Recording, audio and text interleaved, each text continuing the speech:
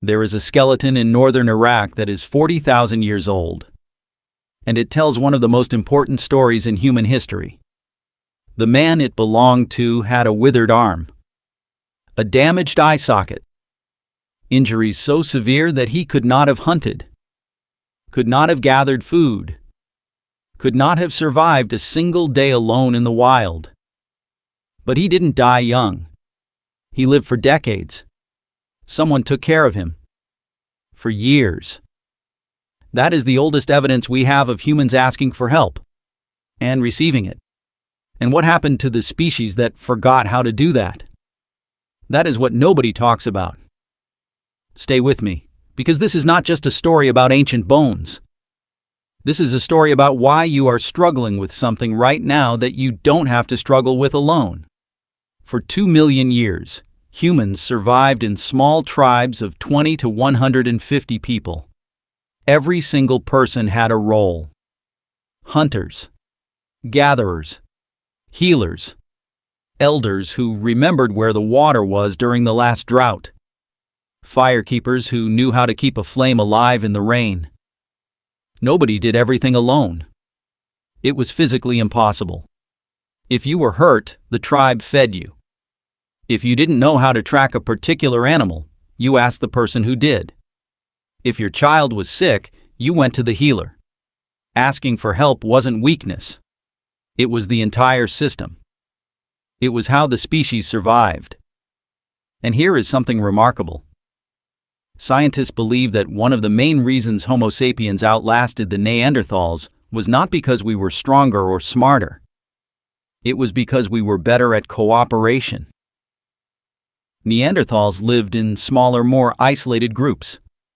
They were more self-reliant, and they disappeared. We cooperated. We asked for help, and we are still here. But somewhere between the campfire and the modern world, something changed. About 10,000 years ago, humans transitioned from small tribes to large agricultural settlements. Cities, hierarchies, property, status. Suddenly, what you owned and what you could do alone started to define your worth. The bigger the civilization, the more anonymous the individual.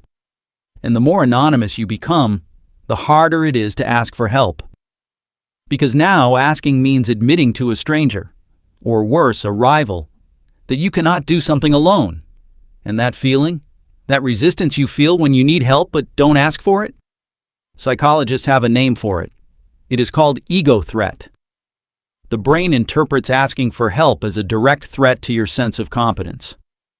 It activates the same neural pathways as physical danger.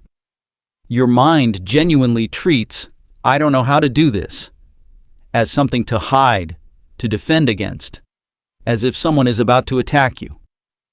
And so you don't ask. You struggle. You stay stuck. You burn out quietly.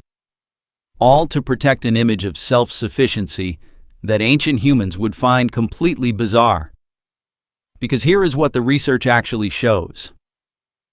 In a study by researchers Francis Flynn and Vanessa Bones, people were asked to predict how often strangers would agree to help them with a task.